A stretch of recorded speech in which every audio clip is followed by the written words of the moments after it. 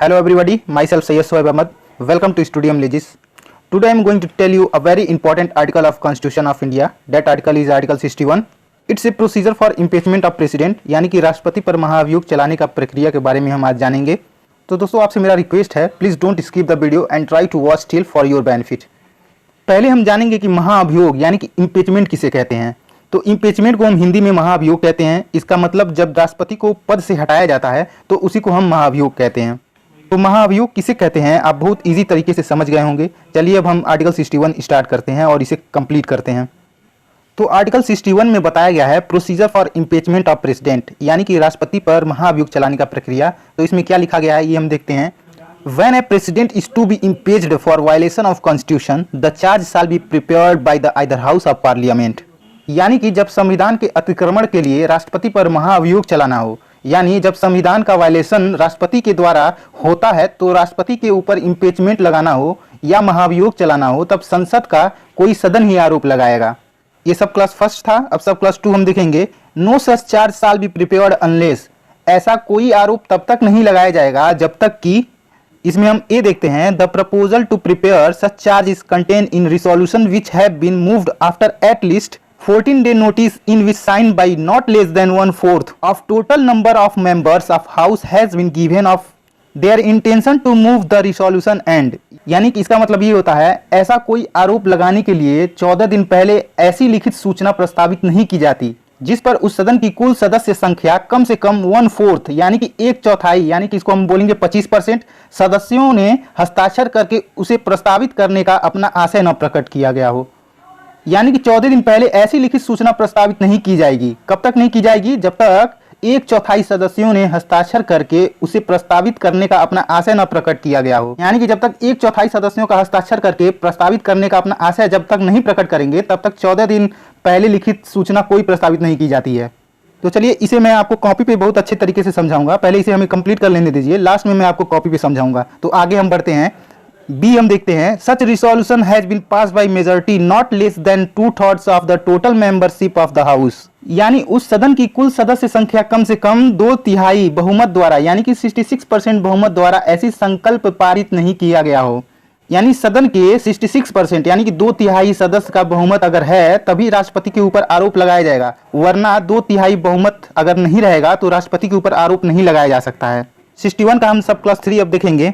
When a charge has been so prepared by either house of the parliament, the other house shall investigate the charge or cause the charge to be investigated, and the president shall have the right to appear and to be represent at the such investigation। यानी कि जब आरोप संसद के किसी सदन द्वारा इस प्रकार लगाया गया है तब दूसरा सदन उस आरोप की जांच करेगा या करवाएगा, और ऐसी जांच में राष्ट्रपति को उपस्थित होने का तथा अपना प्रतिनिधित्व करने का अधिकार होगा। यानी कि जब कोई सदन राष्ट्रपति के ऊपर आरोप लगा देता है तो दूसरा सदन उस आरोप की जांच करेगा या करवाएगा। तो ऐसी जांच में राष्ट्रपति को उपस्थित होने का तथा अपना प्रतिनिधित्व कराने का अधिकार होता है। चलिए 61 का सब सेक्शन 4 देखते हैं। If as a result of investigation as a resolution is passed by majority of not less than 2/3 of the total membership of the house by which the charge was investigated और cause to be investigated, declaring that the charge prepared against the president has been sustained, such resolution shall have the effect of removing the president from his office as from the date on which the resolution is so passed। यदि जांच की परिमाण स्वरूप यह घोषित करने वाला की यानी कि डिक्लेयर करने वाला की राष्ट्रपति के विरुद्ध लगाया गया आरोप सिद्ध हो गया है, आरोप का जांच करने या कराने वाला सदन की कुल सदस्य संख्या कम से कम 2/3 यानी कि 66% बहुमत द्वारा पारित किया जाता है, तो ऐसे संकल्प का प्रभाव उसके पारित किए जाने की तारीख से राष्ट्रपति को उसके पद से हटाना होगा। यानी कि जब राष्ट्रपति के ऊपर आरोप लगाया जाता है तो जांच करवाया जाता है, तो उस जांच के परिमाण स्वरूप घोषित करने वाला की यानी कि डिक्लेयर करने वाला की राष्ट्रपति के विरुद्ध लगाया गया आरोप सिद्ध हो गया है, तो आरोप का जांच करने या कराने वाला सदन की कुल सदस्य संख्या कम से कम 2/3 होना चाहिए यानी 66% होना चाहिए, तब जाके राष्ट्रपति को उसके पद से हटाया जाता है। चलिए इसे हम आपको कॉपी पे समझा देते हैं कि इम्पीचमेंट राष्ट्रपति के ऊपर कैसे लगाया जाता है, यानी कि महाअभियोग राष्ट्रपति के ऊपर कैसे लगाया जाता है। तो बहुत अच्छे तरीके से समझाऊंगा, गौर करिएगा।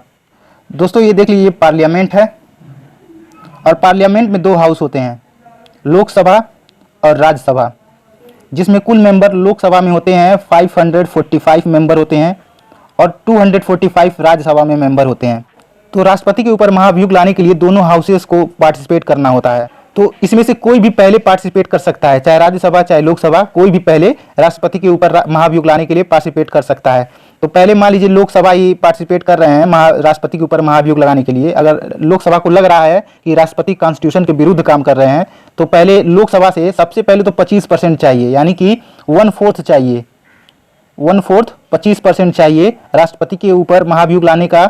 सबसे पहले पहला प्रोसेस है 25% जब सदस्य को ये लगेगा कि राष्ट्रपति जो है कॉन्स्टिट्यूशन के विरुद्ध काम कर रहे हैं, तो भाई लोकसभा के जितने सदस्य हैं उनको लगेगा, जब 25% लोग तैयार हो गए हैं कि महाभियोग राष्ट्रपति के ऊपर लगाना है, तो उनको ऐसा लगेगा कि दाल में कुछ काला है, तो लोकसभा में भाई हल्ला हो जाएगा जितने सदस्य हैं। तो उसके बाद लोकसभा से हमें कम से कम 66% यानी कि 2/3 जो मेंबर हैं, 2/3 मेंबर हैं, यानी कि 66% जब हो जाएगा लोकसभा की तरफ से, तो एक साइड से मान लीजिए कि राष्ट्रपति के ऊपर महाभियोग लागू हो चुका है, अब दूसरा साइड बचा हुआ है, तो दूसरे साइड को तो अभी कुछ मालूम नहीं है, तो लोकसभा जो है राज्यसभा को नोटिस भेजेगा ना कि एक साइड से महाभियोग लागू हो गया है। यानी लोकसभा जो है राज्यसभा को नोटिस जब भेजना होता है उससे पहले, यानी कि 14 दिन भेजने से पहले राष्ट्रपति को सूचना दे देता है कि भाई एक तरफ से महाभियोग लागू हो गया है और अपना सफाई अगर देना है तो आप 14 दिन के अंदर आके अपना सफाई पेश कर सकते हैं।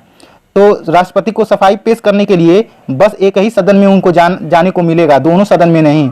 तो लोकसभा में अगर लोकसभा से पहले अगर स्टार्ट हुआ है तो लोकसभा में वो नहीं जा पाएंगे, दूसरे सदन में उनको जाकर अपना सफाई पेश करना पड़ेगा 14 दिन के अंदर। तो 14 दिन के अंदर वो कभी भी जाके अपना सफाई दे सकते हैं। मान लीजिए दूसरा सदन इधर से स्टार्ट हुआ है तो राज्यसभा में वो जाके अपना सफाई पेश करेंगे। तो राष्ट्रपति को सफाई देने के बावजूद भी राज्यसभा को लगता है कि जो आरोप उनके ऊपर लगाया गया है वो सही है, तो राज्यसभा से भी हमें 1/4 यानी कि 25% सदस्य, यानी कि 25% सदस्य राज्यसभा से भी हमें चाहिए, और फिर बाद में हमें 2/3 यानी कि 2/3 66% इधर से भी चाहिए। तब जाके राष्ट्रपति के ऊपर महाभियोग लागू होगा, तो जाके राष्ट्रपति को अपने पद से उनको हटाया जाएगा। दोस्तों, राष्ट्रपति को अपने पद से हटाने के लिए 66% इधर से भी चाहिए लोकसभा से, और 66% इधर से भी चाहिए। दोनों तरफ से जब 66% जब हो जाता है, यानी कि 2/3 जब हो जाता है, तभी राष्ट्रपति के ऊपर महाभियोग लागू किया जा सकता है, यानी कि इम्पीचमेंट उनके ऊपर तभी लगाया जाएगा और उनको पद से तभी हटाया जाएगा। अगर एक साइड से बस 66% लाया गया है तो इससे कुछ होने वाला नहीं है। तो राष्ट्रपति को हटाने के लिए दोनों तरफ से 66% चाहिए, तब जाकर राष्ट्रपति को उनके पद से हटाया जा सकता है। दोस्तों, उम्मीद करता हूँ आपको समझ में आ गया होगा। तो दोस्तों, आज के लिए बस इतना ही। आई होप इस वीडियो से आपको बहुत ही हेल्प मिला होगा। तो दोस्तों, ये वीडियो मैं आप लोगों के लिए बहुत ही मेहनत से मैं बनाता हूँ, तो दोस्तों लाइक और शेयर का तो हक बनता है। तो दोस्तों प्लीज़ लाइक और शेयर किया करिए और कमेंट भी किया करिए। अगर कोई क्वेश्चन आपको नहीं समझ में आ रहा है तो कमेंट बॉक्स में आप हमें कमेंट करके आपको क्वेश्चन पूछ सकते हैं। तो दोस्तों, अगर आप मेरे चैनल पर नए हैं तो मेरे चैनल को सब्सक्राइब करके बेल आइकन जरूर दबाइएगा, ताकि मेरे वीडियो का हर एक नोटिफिकेशन सबसे पहले आपको मिले। तो चलिए अब हम मिलते हैं नेक्स्ट वीडियो में। जय हिंद।